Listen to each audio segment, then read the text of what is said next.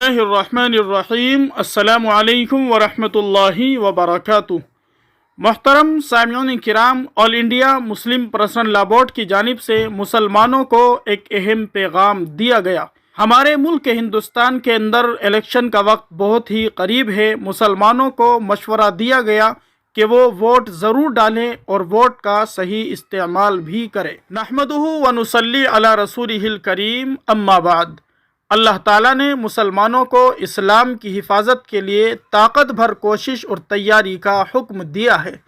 वअइद्दू लहुम मस्तताअतुम मिन कुव्वा। लफ्ज़ क़ुव्वत एक जामे लफ्ज़ हैं जिसमें वो तमाम ताकतें शामिल हैं जो नताइज और फ़ैसलों पर असर अंदाज हो सके। ये ताकत फ़ौज की भी हो सकती हैं, अफरादी क़ुव्वत और तादाद की भी, और इल्म व दानिश की भी। जो ममालिक जमहूरी तर्ज हुकूमत के हामिल हैं उनके यहाँ वोट भी एक बड़ी ताकत है। वोट के ज़रिए बाम इक़्तिदार पर चढ़ा जा सकता है और वोट की तलवार से इंसान को बेपनाह बुलंदियों से अथाह पस्तियों तक गिराया जा सकता है। इसलिए वोट भी एक ताकत है, एक नियमत है और एक मुअस्सिर हथियार है। इसलिए वोट के सिलसिले में दो पहलुओं को मलहूज़ रखना ज़रूरी है।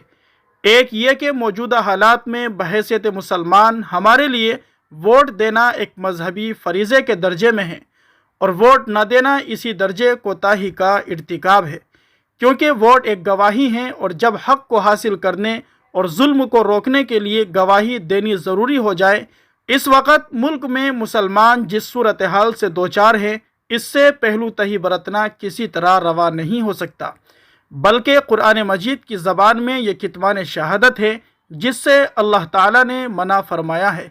झूठ बोलना, धोखा देना और तलबीस से काम लेना आम हालात में भी गुनाह है, लेकिन गवाही में धोखा दही आम झूठ और धोखे के मुकाबला ज़्यादा बहुत बड़ा गुनाह है।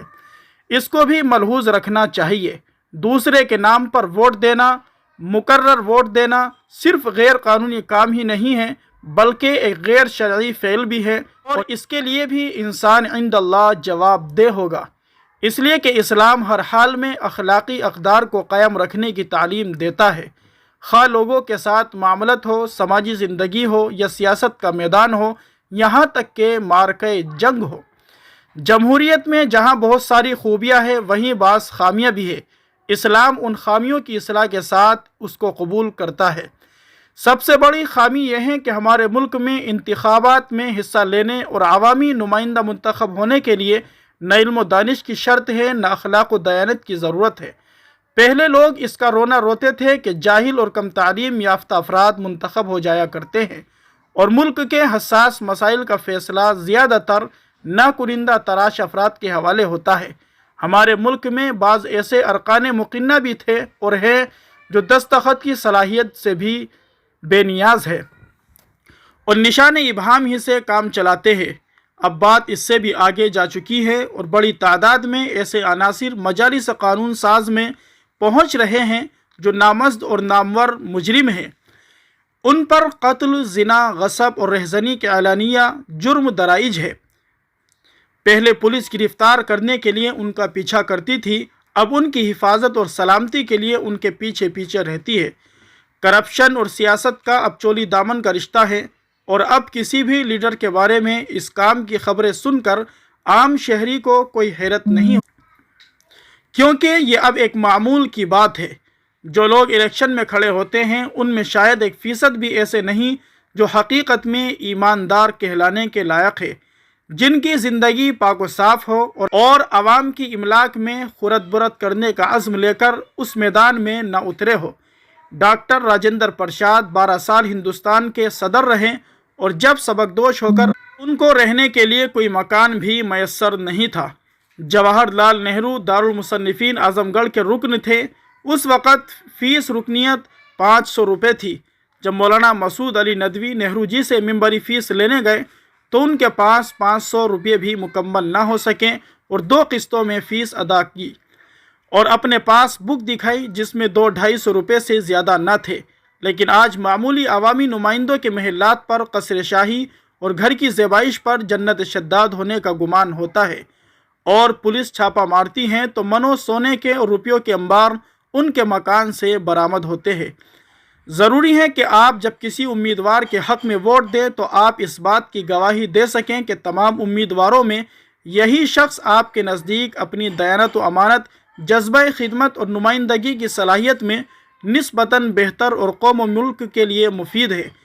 کسی شخص کے بارے میں آپ کو اطمینان نہ ہو، آپ کے علم میں ہو کہ یہ کرپٹ اور رشوت خور ہیں اور قوم کی خدمت کے بجائے اپنے اور اپنے خاندان کی خدمت ہی اس کا مقصود ہے، اس کے باوجود آپ اسے ووٹ دیں یا لوگوں کو اس کی ترغیب دیں، تو اللہ تعالیٰ کے یہاں آپ اس بارے میں جواب دہ ہوں گے اور جھوٹی گواہی دینے کا گناہ ہوگا۔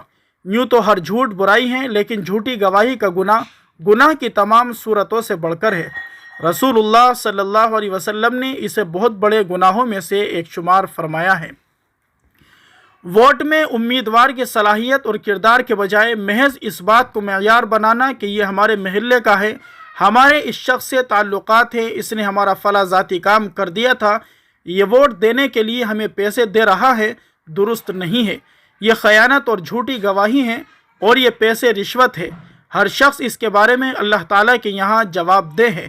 ایسا شخص ایک دو نہیں بلکہ پوری قوم کے ساتھ بدخواہی کا مرتکب ہو رہا ہے۔ اس لیے ووٹ کے بارے میں خوب سوچ سمجھ کر فیصلہ کرنا چاہیے۔ تمام امیدواروں پر غور کرنا چاہیے، اس کی گزشتہ زندگی اور عام لوگوں کے ساتھ اس کے سلوک اور رویہ کا بھی جائزہ لینا چاہیے، اور پھر جس امیدوار کو بہتر اور مفید تصور کرتا ہے اس کے حق میں ووٹ دینا چاہیے۔ ووٹر کے لیے یہی اصل کامیابی ہے کہ جس کے حق میں اس نے ووٹ کا استعمال کیا ہے وہ اس کا سب سے زیادہ حقدار تھا۔ اگر وہ ہار گیا تب بھی ووٹ دینے والا اپنے مذہبی فریضے اور قومی ذمہ داری سے عہدہ برآ ہے، وہ اللہ تعالیٰ کے یہاں خیانت کا مرتکب تصور نہیں کیا جائے گا۔ اور اگر ایسے امیدوار کو ووٹ دیا جائے جو قوم کے لیے مفید نہیں، مضر ہیں، تو گو امیدوار جیت جائے، پھر بھی ایک مسلمان ووٹر کے لیے یہ ہار ہی ہے، کیونکہ وہ اپنے اس غلط عمل کے بارے میں عند اللہ جواب دہ ہیں اور خدا کی ترازو میں اس کا یہ عمل قابل مواخذہ ہے۔ موجودہ حالات میں ایسے امیدوار کو تلاش کرنا جو دیانت اور صدق و راستی کے معیار کو مکمل طور پر پورا کرتا ہو، جو یہ شعر لانے کے مترادف ہے۔ ایسے مواقع پر شریعت کا اصول یہ ہے کہ اگر دو برائیوں میں سے کسی ایک کو اختیار کرنے کے سوا چارہ نہ ہو تو کم تر درجے کی برائی کا انتخاب کیا جائے۔ فقہا نے بے شمار احکام کی بنیاد اسی اصول پر رکھی ہے، اور آج کے حالات میں اس اصول کو اختیار کیے بغیر چارہ نہیں ہے۔ ہندوستان ایک کثیر مذہبی اور کثیر تہذیبی ملک ہے۔ اس ملک کی آزادی میں تمام طبقات کا حصہ رہا ہے۔ اس کے لیے سبوں نے قربانیاں دی ہیں اور سب کے خون جگر سے مل کر اس سرزمین نے ترقی کا سفر طے کیا ہے۔ ملک کے دستور میں بھی اس کا لحاظ رکھا گیا ہے۔ مساوات، بھائی چارہ اور تہذیبی رنگا رنگی ہمارے دستور کی روح ہے۔ ایک مذہب یا ایک تہذیب کی بالادستی دستور کی روح اور اس ملک کے معماروں کے خواب کے برعکس ہے۔ مگر افسوس ہے کہ اس وقت بعض قوتیں دستور کی روح کے خلاف کام کر رہی ہے اور انہوں نے نفرت کو اپنا ایجنڈا بنا لیا ہے۔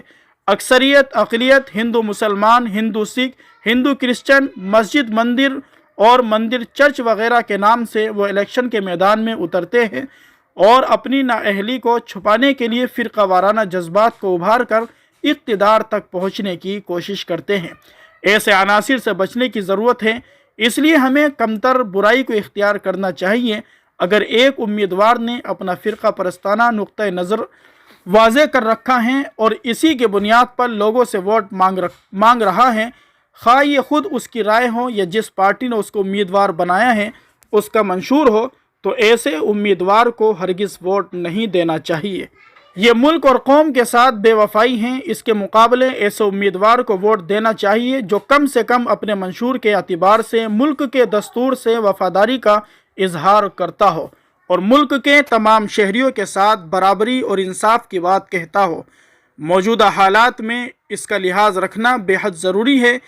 اسی طرح یہ بھی ضروری ہے کہ ہم ووٹ ڈالنے کے لیے نکلے غفلت اور سستی سے کام نہ لیں۔ جمہوری ملک میں اپنی رائے کا اظہار اور اپنے ووٹ کی طاقت استعمال کرنا لازمی ہے۔ جو الیکشن سامنے ہیں وہ اپنی نزاکت اور حساسیت کے لحاظ سے بہت ہی اہم ہے۔ ایسے میں ہماری تھوڑی سی غفلت اور سستی سخت نقصان دہ ثابت ہو سکتی ہے۔ اس لیے اپنے آپ کو بھی ووٹ ڈالنے کے لیے تیار کریں اور جہاں تک ممکن ہو دوسرے بھائیوں بہنوں کو بھی اس اہم کام کی طرف متوجہ کرے اور اسے ایک قومی ذمہ داری سے آگے بڑھ کر دینی و اخلاقی ذمہ داری سمجھے۔ ایسا نہ ہو کہ خدا نخواستہ ہم غفلت اور لاپرواہی کا شکار ہو کر اپنا کوئی ایسا نقصان کر بیٹھیں کہ جس پر بعد میں سوائے حسرت، افسوس اور ندامت کے ہمارے ہاتھ کچھ بھی نہ لگے۔ اللہ پاک ہمیں ووٹ اور اس کے درست استعمال کی اہمیت کو سمجھنے کی توفیق نصیب فرمائیں، فرقہ پرستوں کو ناکام فرما کر انصاف پسند لوگوں کو حکمرانی نصیب فرمائیں، اور تا قیامت مسلمانوں کے لیے اس ملک میں عزت و عافیت کے ساتھ زندہ رہنے کے فیصلے فرمائیں۔ آمین یا رب العالمین۔ وآخر دعوانا ان الحمدللہ رب العالمین۔ محترم سامعین کرام، اگر آپ بھی حالات حاضرہ سے واقف رہنا چاہتے ہیں تو جلدی سے ہمارے چینل کو سبسکرائب کر دیں، بیل آئیکن گھنٹی کے بٹن کو ضرور دبا دیں تاکہ ہر آنے والی ویڈیو بر وقت آپ کو حاصل ہو جائے۔ کمنٹ میں اپنی رائے کا ضرور اظہار کیجیے۔